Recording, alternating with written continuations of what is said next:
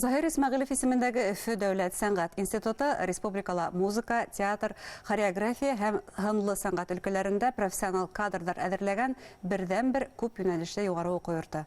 Һаумыһығыҙ, эфирҙа интервью тапшырыуы студияла Гөлсимә Иштанова. Республиканың сәнгать буйынса төп югары уҡыу йортона ҡабул итеү имтихандары ҡасан башланыр? Был хаҡта Заһир Исмәгыйлев исемендәге Өфө дәүләт сәнгать институты проректоры Алһыу Хәсбиуллина һөйләй. Алһыуға һаумыһығыҙ. Һаумыһығыҙ. Шулай итеп, республикала берҙән-бер югары белем биреүсе сәнгать институты тинебеҙ һәм Рәсәй кимәлендә институт ниндәй урын алып тора? Рәсәй кимәлендә беҙҙең институт бик ҙур, абруйлы урын алып тора дип әйтһәм яңлышмаҫмын.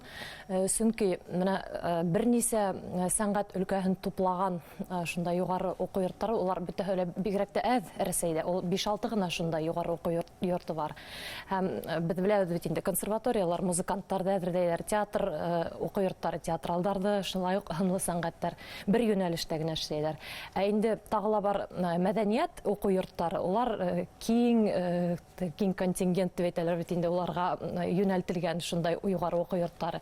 Һәм инде менә беҙҙең һымаҡ әйтеүемсә шундай 5-6 ғына уҡыу йорты эшләй. Һәм беҙҙең сәнғәт институтыбыҙ уларҙан да айырылып тора.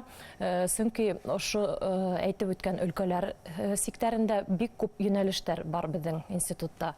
Мәҫәлән, һынлы сәнғәттә ул скульптура, живопись, графика, дизайн төрҙәре бар бит инде. Музыканттарҙы һанап бөткөһөҙ ниндәй йүнәлештәр бар икәнен. Шунан һуң театр өлкәһендә лә актерҙарҙы әҙерләйбеҙ, режиссерҙарҙы әҙерләйбеҙ. Һәм инде тағы ла белгестәр ҙә сығарабыҙ. Музыка өлкәһендә лә, театр өлкәһендә лә бар. Шунан инде беҙгә генә хас булған дип әйтһәм дә була, милли ҡоралда башҡарыусыларҙы беҙ әҙерләп сығарабыҙ.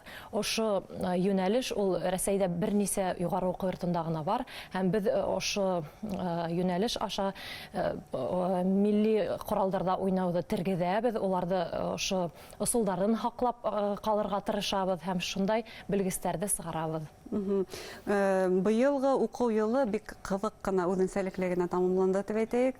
Дистанцион уҡыуға күстек. Бындай режимда институт нисек эшләне? Ул беҙҙең өсөн күҙ алдына ла килтергес түгел. Килтереп булмай. Әммә ләкин беҙ нисектер яраҡлаштык ошо режимға. Беҙҙең шундай йәш быуын уҡытыусылары, оло быуын уҡытыусылары нисектер шулай ҡабул иттеләр ошо режимды һәм беҙ күстек. Әлеге ваҡытта дәүләт имтихандары ла ошо режимда бара. Һәм инде беҙҙең ҡабул итеү имтихандары ла белеүебеҙсә ошо дистанцион форматҡа яраҡлаштырылған. Һеҙ күп кенә урта махсус уҡыу йорттары, хатта махсус музыкаль белемле һынлы сәнғәт йүнәлешендәге мәктәптәр менән тығыҙ эшләгән уҡыу йорто. Моғайын да кемдер һеҙгә уҡырға килә, алдан танып белеп күреп тораһығыҙҙыр. Ниндәй уҡыу йорттары менән һеҙ хеҙмәттәшлек итәһегеҙ? Мәктәп һәм колледждар. Ул беҙҙең системала, ошо ижад системаһында тип әйтәйек инде, ул бик традицион рәүештә эшләп килгән шундай система. Ул мәктәптән башлап беҙ балаларҙы беләбеҙ, улар беҙҙең конкурстарыбыҙҙа ҡатнашалар. Ошо бәйгеләрҙә лауреат исемдәре яулап, улар профессионал урта махсус белем уҡыу йорттарына уҡырға инәләр. Һәм беҙ уларҙы күҙәтеп барабыҙ. Шунан һуң улар беҙгә киләләр бит инде. Шулай булғас, беҙ уларҙы 6-7 йәштән алып, ошо 19 йәшенә тиклем күҙәтеп барабыҙ һәм беҙ уларҙың исемдәрен беләбеҙ. Әммә ләкин беҙ үҙебеҙҙең шул республика балаларын ғына ҡабул итмәйбеҙ. Үҙебеҙҙең институтҡа беҙгә сит төбәктәрҙән дә киләләр. Ошо уҡыусылар һәм беҙҙең имтихандарыбыҙҙа ҡатнашалар һәм беҙҙә уҡыуҙарын дауам итәләр. Ни өсөн был һорауға һеҙҙең иғтибарығыҙҙы йүнәлттем? Сөнки лауреаттарға һәм конкурс еңеүселәренә моғайын да уҡырға ингән саҡта ниндәйҙер ташламалар барҙыр. Бармы ондайлар? Олар ташлама түгел, каданыштары өсөн, шәхси каданыштары өсөн бал бирәбез оларга, 10 балга тиклем. Олар грамоталарын, дипломдарын безгә күрһәтеп, кайгы конкурсларда бигрәк тә без шундай бер кагыйдә язып куйдык. Безнең укытучылар жюри агзалары булган конкурсларга өстенлек бирәбез һәм мәдәният министрлыгы республикабызның үткәргән конкурсларга өстенлек бирәбез. Ошо конкурсларда олар лауреат исемдәрен яулаһалар, олар 10 балга тиклем өстәмә балдар ала алалар. Бердәм дәүләт имтиханының балдары ни тиклем мөһим? Бердәм дәүләт имтихандары олар ул балдар мәктәпте бетергән укучыларга кирәк. Башлыса ондай укучылар театр факультетына укырга инә бит инде. Безнең музыка факультетына һәм һөнәр сәнгать факультетына ошо әйтеп үткән урта махсус белем бирү укучылары дәгъва итә ала һәм уларның хукугы бар бездә экзаменнарда бирергә рус теленнән һәм рус әдәбиятыннан. Һәм быел бу яһәттән үзгәрештәр һез көтеп калаһыгыз димәк. Һоңгы үзгәрештәрдә. Әйе. Бюджет урындарына килгән сакта сәнгать кешеләрен әлбәттә күпләп әзерләп булмайдыр. Шулай да бюджет урындары арттырыламы? Гомумән нинди яңалыктар бар бу яһәттән? Һуңгы елларда бюджет урындары ул безнең институтка кагылышлы стабиль кимәлдә тупланган. Һәм ләкин менә быелга карасак, 20-нче елга берничә урынга барыбер арттырылган урындар башка елларга караганда. Һәм кайсы факультетларда? Ул музыкантларның юнәлешләренә бигрәк тә шул специалитет кимәлендә юнәлештәргә арттырылган. Һәм дөрес, ул безнең укучылар, ул ханаулы гына укучылар. Безнең дөйем контингент ул 650 кешенән генә тора. Онда ситтән торып 6 яшьтән 19 яшькә тиклем махсус тәрбияләп үстерә алган шулай булалар да. Шулай хайлап кына алынган. Шулай укучылар бит инде. Шуга 78 генә урын кемгәлер 78 генә дип тоелалар бәлки, но безнең өчен ул бик тә күп урын шундай хандар. Бюджет урындары.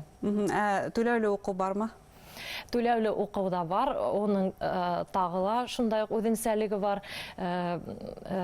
Бик кыйммәт түләү уку, күзгә күз карап теге очный форматта дип әйтәйек бит инде. Мәсәлән, быелга ул 235 мең. Ни өчен тиһәк, безнең институтта бит инде индивидуаль дәресләр бик күп. Һәрбер укучыга бер укытучы куелган тиһәк тә була, һәрбер дәрестән. Шугала ул бик шундай, оның хакы шундай бик зур. Шуның өчен дә кыйммәт дип әйтәләр. Кыйммәт, шуның өчен дә кыйммәт, әйе. Ситтән торып укыгандар өчен арзанрак. Ситтән торып уку да бар димәк институтта. Әйе, ситтән торып уку бар. Ул бигрәк тә бакалавриат кимәлендә бар, музыканттар юнәлештәрендә. Шулай ук бар режиссура театры юнәлеше, онда 2 бюджет урыны ла бар. Ул түләп кенә уку түгел. Менә шундай формалар безнең бар институтта. Студентлар өчен ниндәй уңайлыктар булдырылган? Бу абитуриентларны кызыксындырган сорауларның бере шулай ук. Беренчедән ул заман талаптарына ярашлы иһазландырылган безнең 2 уку корпусы бар бит инде. Ул бере кап уртаһында калабызның тора, 2 лә кап уртаһында. Бере Ленин урамында, икенчесе Цюрипов урамында, онда театр факультеты. Театрдар шулай монда эргәләгән. Әйе, театрдар бик мәдәни усактар бит инде. Театр факультеты эшләп килә һәм һөнәр сәнгать факультеты ошо Цюрипов 9 ханы буенча.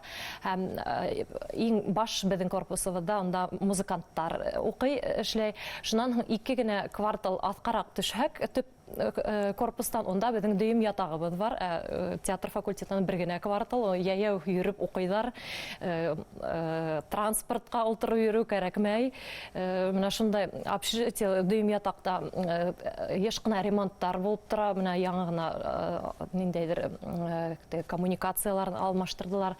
Бөтә шарттарда шундай тудырылган һәм инде тагы нимә кызыксындыра тиһәк, безнең укыган вакытта студентлар уларга төрле стипендиялар бирелә. Ул да булһа дәүләт, югары дәүләт стипендияһы була. Мәсәлән, ул 13 меңгә, 14 меңгә җитәргә мөмкин. Ул стипендия инде иң әүдем студентларыбызга бирелә.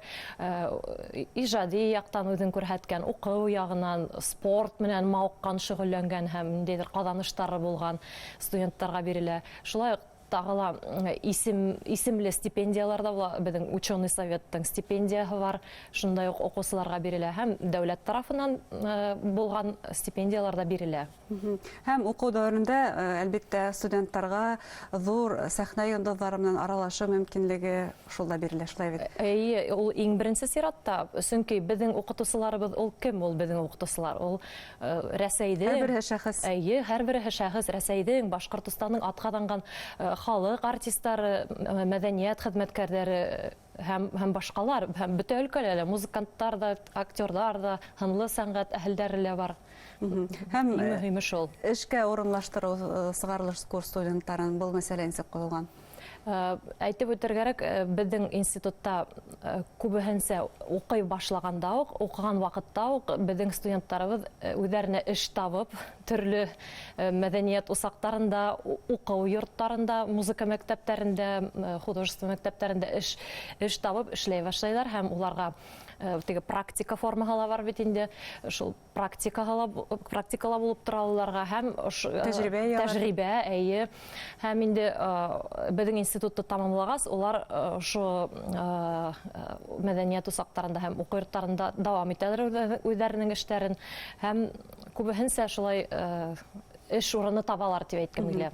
Һәм тамашачыларга кыска гына теләктәрегез һеҙҙең?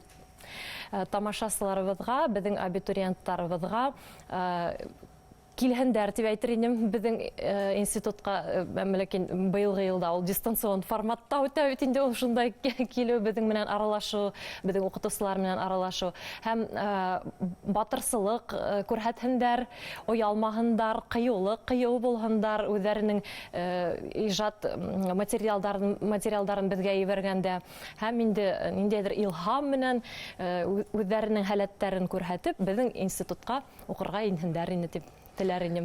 Рәхмәт. Әңгәмәгез өсөн рәхмәт. Хөрмәтле тамашачылар, һеҙгә Заһир Исмәғилев исемендәге Өфө дәүләт сәнгать институты проректоры Алһыу Хәсбиуллина менән әңгәмә тәҡдим иттек. Иғтибарығыҙ өсөн рәхмәт.